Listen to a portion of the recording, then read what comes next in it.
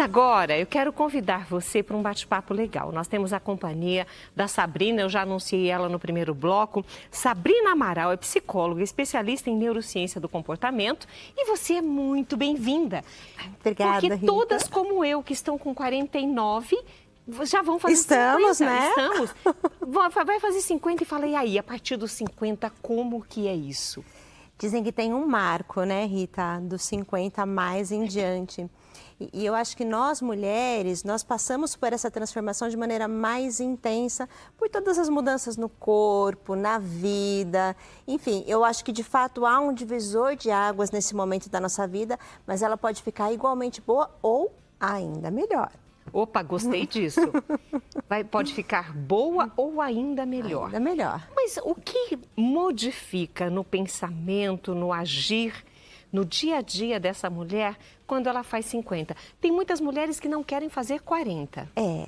Entram em crise existencial já a partir dos 40, E nos né? 50, então, piora um pouco? Eu amei fazer 40 anos, vou te contar, foi tão bom. Eu também tenho Você saudade. também de meus gostou, 40. Rita? Nossa. Foi quando eu estava em pleno faculdade, filho pequeno, viajando, fazendo um monte de coisa. Foi muito bom 40 anos. Então, essa é uma grande mudança na vida. Então, a gente que está se aproximando dos 50, eu tenho uma filha de 25, por exemplo, já saiu de casa. E a vida começa a mudar, né? Então, você tem essa coisa do ninho vazio, dos filhos que se vão. Você, às vezes, tem que se dedicar para cuidar dos pais idosos. Todas as transformações no corpo, em virtude de climatério, menopausa, aquela névoa mental que fica na nossa mente por questão hormonal. Existe também uma cobrança por parte da sociedade, da juventude, as comparações. Então, tudo isso vai impactando na nossa saúde física e na nossa saúde mental. E se a gente não se cuida, existe um risco muito grande de você ser acometido por algumas questões mais severas, como uma depressão, uma ansiedade. E isso pode acontecer. Certamente. Então, é muito importante que a gente se cuide em todos os aspectos. Eu acho que essas são as principais mudanças que a gente vê nas mulheres 50 a mais. Agora, quando a mulher faz assim, ou está próximo de fazer 50, ou já tem 50 a mais, de que forma, não só você como psicóloga, mas de que forma até quem está no entorno, para compreender algumas reações dessa mulher, de que forma, tanto profissional como familiar, como amigos, podemos ajudar esta mulher? Bom, eu acho que em primeira instância a gente tem que praticar empatia. De entender que essa mulher ela está passando por um momento delicado, por um momento especial. Então, a compreensão, o diálogo é muito importante. Agora, eu acho que essa mudança, essa aceitação, ela já começa na própria mulher. Então, a autoaceitação, eu acho que é um primeiro pilar importante. A gente precisa entender que nós não vamos ter mais a mesma cabeça de 20 anos, o mesmo corpo de 20 anos, as mesmas ideias de 20 anos. E você precisa aprender a desfrutar desses momentos, a aceitar e colher os frutos dessa época da maturidade, do conhecimento que você adquiriu. E não entender isso como uma coisa ruim, porque no geral as mulheres veem o envelhecimento como alguma coisa assim, ai meu Deus, mas e agora? Como é que vai ser minha vida? Né? Então a autoaceitação é o primeiro passo, porque quando você se aceita e você consegue naturalizar, conversar sobre isso com o seu marido, com os seus filhos, com a sua rede de apoio, fica mais fácil de eles também entenderem aquilo que você está passando. Que tipo de ajuda a mulher deve buscar? Bom, eu acho que a gente pode falar em áreas da vida, né? O primeiro pilar é a saúde física e mental. Então, gente, nessa época da vida, fazer atividade física é remédio. A mulher, ela precisa fazer uma poupancinha, por exemplo, de massa muscular por conta de osteoporose, osteopenite, problemas articulares. Então, saúde física é importante. Cuidar da alimentação, bons hábitos, a rotina, tudo isso é necessário. Na parte da saúde mental, você está atenta às mudanças do seu corpo, aceitar essas oscilações de humor quando elas acontecem, você buscar caminhos para se equilibrar, fazer as suas orações, as suas meditações para trazer esse equilíbrio de volta para a sua vida. Então, eu acho que é você buscar alternativas para que você possa se sentir melhor e acomodar essas mudanças. A gente tem muita dificuldade de lidar com mudanças em qualquer fase da vida. Nessa época em específico, você precisa de um pouquinho mais de carinho, de atenção. Quer dizer, esse carinho, essa atenção, não é só de fora para dentro. A mulher precisa ter esse carinho com ela mesma. Absolutamente. Então, todas as práticas voltadas para autocuidado, você conseguir estabelecer limites na sua vida, você conseguir dizer não, você conseguir se priorizar, você conseguir ter um olhar de compaixão para os momentos que você está vivendo, das dificuldades e das facilidades. Tudo isso é fundamental para a mulher conseguir elaborar melhor esse período da vida. A gente é muito boa de se criticar e de se julgar, né, Rita? Não é Pode isso? ter certeza disso. Então, parece que nunca está bom o suficiente, parece que eu preciso me doar mais, parece que eu preciso fazer mais um pouquinho. Essa é uma fase da vida em que a gente precisa parar e respirar, porque, afinal de contas, ninguém dá aquilo que não tem. Então, se você não tiver no seu equilíbrio, na sua integridade, como é que você vai poder se doar para as outras pessoas? Então, uma balança que precisa estar sempre com os pratinhos bem ali ajeitados. Eu queria que você destrinchasse o que você falou agora há pouco, sobre esse olhar da mulher para si. Você falou sobre, entre as muitas coisas, né, esse olhar para si mesma. E muitas vezes você disse que a mulher se critica demais. Demais, demais. Como trabalhar isso? Você falou sobre dizer não. Como dizer não? Eu acho que deve ter uma regra para a gente começar, pelo menos, gostar desse bolo do não e colocá-lo em prática. O não, ele também é uma forma de amor. A gente não faz assim com os nossos filhos queridos, quando precisamos estabelecer limites e dizer aquilo que é necessário ou não. E se isso é bom para eles, por que não seria bom para nós? Então, esse não amoroso, o limite, ele também é uma forma de afeto. Quem ama também põe limites. E a gente precisa se amar e se cuidar, colocando limites na gente e nos outros. Dizer não é uma tarefa fácil, porque, no geral, isso vem carregado de aspectos de culpa, a gente fica ruminando aqueles pensamentos, eu podia ter ajudado, podia ter feito, eu poderia ter dito sim. Mas neste momento, se a mulher não conseguir se priorizar nas suas atividades, ela jamais vai conseguir ter equilíbrio na saúde física e na saúde mental, que é tão importante para esse período de 50 mais. Nós temos muitas crenças, Ritas, a respeito da gente, né? Então, eu não posso dizer não, eu não tenho mais idade para aprender alguma coisa nova, realizar sonhos, eu não tenho mais idade para viajar, eu não tenho mais idade para usar aquele tipo de maquiagem. Para! Essas crenças, elas vão colocando você numa caixinha, te aprisionando, te deixando pequena.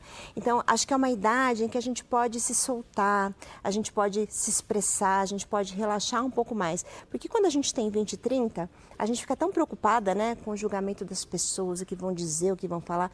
Eu acho que essa é uma fase em que a gente tem mais segurança e mais confiança para se posicionar naquilo que a gente pensa e naquilo que a gente acredita. E isso também é uma forma de autocuidado, não é verdade? Vamos voltar ao não. O discernimento, então, de falar um não, não é um não. Eu preciso falar não. Amiga, você pode ir comigo em tal lugar? Não. Não é, então não é isso. Não é discernir se aquele não vai invadir aquilo que eu preciso fazer, a minha rotina, se vai me complicar. Exato. É isso, Rita. É nesse sentido. Vamos lá. Cada não que você deixa de dizer para o outro numa necessidade de agradar aquela pessoa, é o não que você diz para você. Então, às vezes você está cansada, sem tempo, ou você está cheia de atividades na sua casa, outros compromissos que você já assumiu e você é incapaz de dizer não para o outro, porque você fica com receio de magoar, com receio do que aquela pessoa vai pensar a seu respeito. E isso não ajuda. Isso não ajuda. Então, qual que é o limiar dessa balança? Eu, de fato, consigo dizer um sim para essa pessoa sem precisar dizer um não para mim? Né?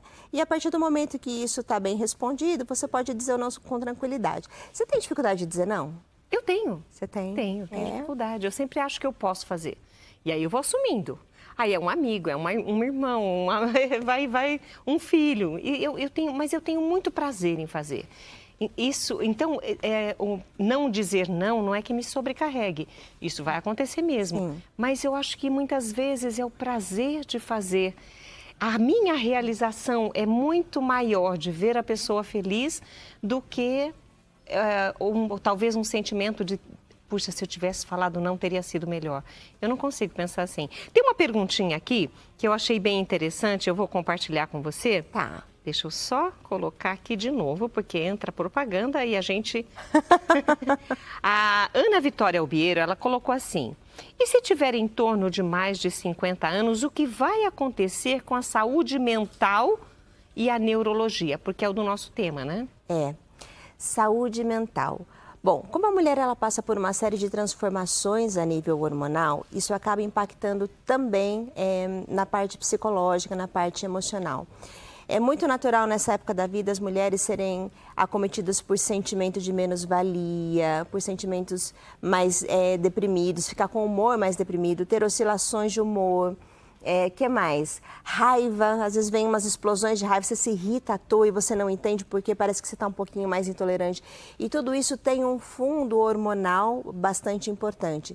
Por isso que é importante você cuidar da parte física, da parte psicológica fazendo terapia, tendo seus rituais de autocuidado, porque senão você pode se perder em meio a esse turbilhão de sentimentos e pior, né? Acabar espalhando isso para sua casa, para sua vida, para seus familiares, seus amigos e aí ninguém aguenta. O isolamento também é uma das questões que acomete muitas mulheres nessa época, porque como elas estão nesse processo de transformação e às vezes não se aceitam, elas também não compartilham essas dificuldades com ninguém, porque acham que as pessoas ou não vão entender, ou porque elas têm receio de serem julgadas por isso. Então, é muito importante que elas tenham essa rede de apoio, poder conversar com as amigas, com o marido, com os familiares, e falar dessa realidade, naturalizando essas questões para que elas não virem um tabu na vida da mulher. Faz sentido? Faz sentido, com certeza. E assim, como nós aqui na Associação do Senhor Jesus TV Século XXI incentivamos esse crescimento da sua espiritualidade, é algo que você pode, com certeza, sem contraindicação, Nenhuma. Nenhuma, né? Sem contraindicação, fazer as suas orações, ter o seu momento com Deus, ter o seu momento com você mesma, porque esse momento consigo é tão bom. Quando você... olha, mas muito tempo eu não leio um livro. Pegue um livro para ler. E o livro físico é muito melhor do que ficar com o celular ali lendo. Absolutamente. Né? E eu vejo muitas pessoas hoje com o vício do celular. E eles sentem dificuldade de ficarem sem o celular. Inclusive os mais de 50. Como que a gente orienta? Esse bendito desse WhatsApp e as redes sociais. Você sabe que existem vários estudos relacionados à dependência digital. A gente não consegue ficar longe do celular, porque parece que dá uma inquietação, um incômodo, parece que está faltando alguma coisa quando você esquece o celular em casa, você está longe dele, né? E qual que é o grande problema da gente ficar pendurado muito no celular? No geral, a gente está em redes sociais. Dificilmente você está no celular jogando um joguinho, vendo uma foto, ou mesmo lendo um livro. Você está nas redes sociais de um modo geral. E as redes sociais, elas trazem parâmetros de comparação que vão deixando a mulher ainda mais para baixo, com o humor deprimido, porque você olha... Fotos perfeitas, os corpos são perfeitos, as refeições são perfeitas, as famílias são de comercial de margarina, as paisagens... Tudo é instagramável tudo em volta. É lindo e maravilhoso. Aí ela olha para a vida dela e fala assim, poxa, eu não tenho isso tudo. Então você cortar isso e pôr limites é fundamental, porque esse mundo, ele é uma falácia, né, Rita? E você falou de um ponto tão importante, cuidar da espiritualidade. Eu acho que quando a gente pensa nas várias áreas da vida, saúde física, saúde mental, a saúde social, você tem também uma questão da espiritualidade, que é um pilar. Ele é um esteio que traz uma fortaleza para a gente. Quem não tem uma espiritualidade bem desenvolvida padece, porque fica à mercê de coisas que não vão trazer para ela aquilo que alimenta, aquilo que nutre a alma dela. Então, esses momentos de intimidade com Deus, seja qual for a tua crença, a tua religião, é fundamental para você poder se alimentar e se fortalecer. Tem algumas pessoas, eu não sei, Sabrina, se isso já aconteceu com você, se você já ouviu isso muito antes, até mesmo da sua faculdade, antes de decidir, eu vou fazer psicologia, as pessoas tinham uma certa resistência. Hoje, muito menos. Mas as pessoas tinham uma certa resistência. Falam assim, mas por que eu tenho que contar as minhas coisas para a psicóloga? Mas por que eu preciso fazer terapia? Não sei se você de casa já se perguntou isso. Se alguém, em algum momento, viu que você estava muito nervosa, ou muito depressiva, ou muito triste, muito vazia. Aí falou... Por que você não procura um psicólogo para te ajudar? Aí agora eu vou aproveitar o conhecimento, claro, e as expertise da Sabrina, e vou passar a pergunta para ela. Por que uma pessoa deve procurar uma psicóloga ou a psicologia como fonte de ajuda? Você falou que antigamente as pessoas tinham resistência com terapia, minha querida. Ainda? É verdade esse bilhete, eu vou te contar que isso continua até hoje, porque terapia é sinônimo de pessoas desequilibradas, que não dão conta de lidar com as próprias emoções. Ainda hoje? Opa! Ah, você tá brincando, eu achei que isso já tinha diluído. Ou faz terapia escondida e não conta pra ninguém que vai pra terapia. Eu acho que essa moçada, a geração de agora, eles são mais tranquilos pra falar, eu cuido da minha saúde mental, eu vou na terapia. Mas a gente está falando mais 50, dos 50 a mais, ainda né? existe alguns paradigmas, algumas crenças de que terapia é coisa de gente que não sabe lidar com os próprios problemas. Eu acho que é assim, Rita, quando a gente tem uma dor de dente, a gente não tem receio de procurar um dentista. Quando o seu carro dá um problema, você não vai abrir o capô ali, resolver o problema do motor, você vai levar ele no mecânico. Então, por que cargas d'água? Quando você tem um problema de saúde mental, você acha que você tem que dar conta daquilo sozinho.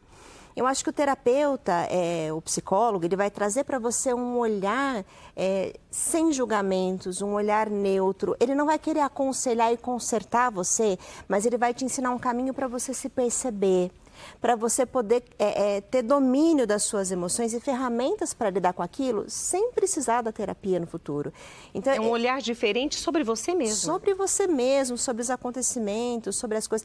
A gente falava, por exemplo, da mulher 50 a mais está com humor deprimido. A gente tem um filtro negativo. A tendência de você ver as coisas que estão dando errado é muito maior do que você olhar com olhos bons para aquilo que está dando certo. Isso acontece quando você está com o humor mais deprimido. O psicólogo, ele vai te ajudar a entender essas suas lentes de ver o mundo, Rita, elas estão em preto e branco, elas estão corretas, mas é isso mesmo? E numa dessa você vai ressignificando, atribuindo um novo sentido e tendo uma vida mais valorosa, uma vida mais repleta de bem-estar e de coisas boas que você mesmo pode construir. Tem uma pergunta aqui, a Ana Vitória fez mais uma pergunta. Ela colocou, eu vou tentar juntar as duas em uma só. Tá. Se tem como conseguir controlar esse sentimento para quem está em desequilíbrio hormonal. E ela coloca assim, como que pode começar a se controlar se você tem ansiedade ou se você está numa crise hormonal? O que pode acontecer com essa crise? Vamos lá. Você sabe que eu não gosto muito dessa palavra de controlar, né? Eu costumo dizer para os meus pacientes que você querer controlar um sentimento é a mesma coisa que você pegar uma bola e tentar enfiar ela embaixo da piscina, assim, ó, para baixo, para baixo, para baixo. E quanto mais força você faz para baixo, mais ela vai tentar sair. Então, acho que não é sobre controlar os sentimentos, mas entender a função deles na sua vida. Deus é perfeito. Ele não ia criar a gente com emoções e com sentimentos se eles não tivessem uma função na vida da gente. Mesmo aqueles sentimentos que a gente fala que são negativos. Quer ver? Vamos pensar. Para que serve o medo? Para você se proteger. Autopreservação. Para que serve a raiva? Para você extravasar? Raiva é energia de ação.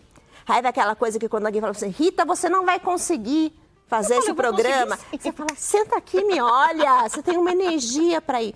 Então, acho que ao invés da gente controlar esses sentimentos, a gente tem que tentar entender qual que é a função deles na sua vida e acolher e integrar essa imperfeição humana que a gente tem e entender que faz parte, que perfeito, ó.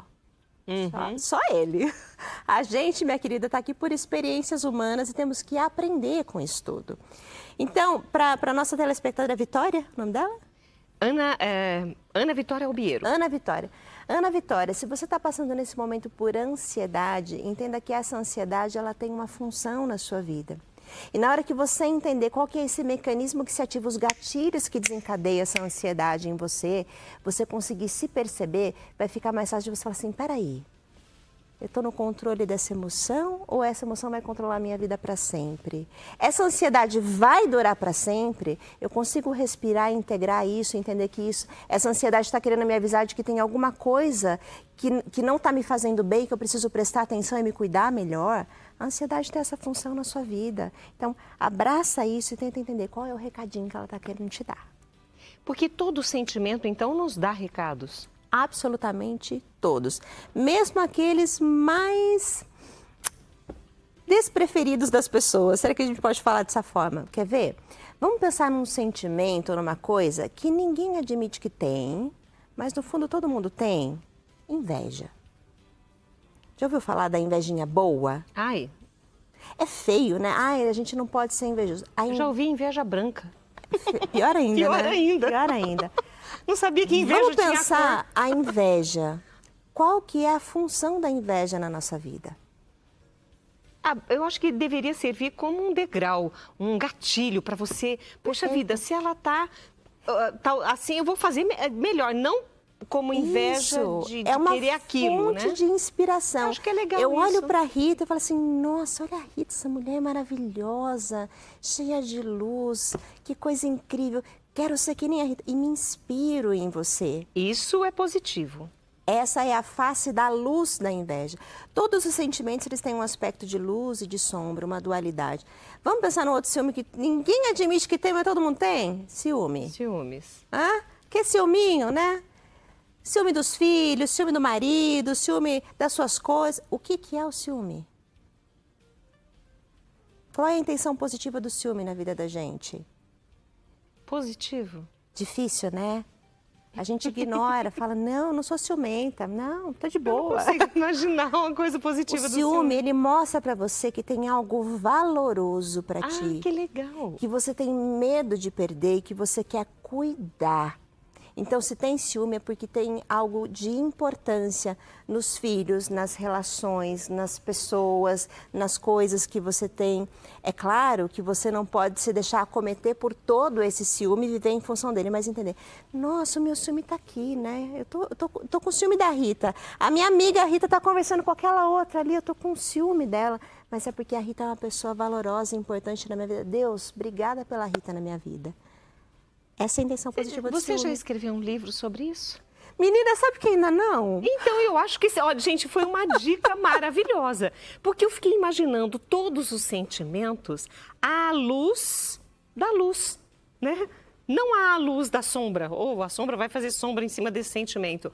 Mas do jeito que ela colocou, que todo sentimento tem a sua luz e a sua sombra, se você conseguir identificar, como é o caso da Aninha, a ansiedade, isso que ela está vivendo, depressão, se ela conseguir entender isso que você colocou, e você colocou magnificamente bem, as pessoas vão começar a se analisar. Porque muitas vezes é o ímpeto E assim, que faz com que se gere um problema, porque a pessoa não parou para pensar. não para. E nesse sentido, a terapia ajuda bastante. E se você for pensar em todos os sentimentos e características, você tem luz e sombra. Vamos pensar na alegria? Ah, eu acho uma delícia. Maravilhosa. Agora, e quando você tem um excesso de alegria para não entrar em contato com uma dor ou uma tristeza que está ali importante? E a depressão vai se instalando de maneira sorrateira e silenciosa porque você não admite que você está triste. Todo excesso esconde uma falta. Então, a gente precisa olhar para os sentimentos com um olhar mais neutro e entender qual é a função. Esse comportamento que eu estou tendo agora, ele está a serviço de quê? Esse sentimento está querendo me ensinar que lição? O que ele está me Que dizendo? aprendizado eu preciso ter, né? Eu falo, Deus é perfeito, Ele não ia criar a gente sem as emoções se a gente não tivesse uma emoção, algo para aprender com essas emoções. E a gente aprende com tudo na vida da gente, né? Até com a dor, com a tristeza, com o problema, também pensando nos lados opostos, né? Nos antônimos do que nós falamos aqui.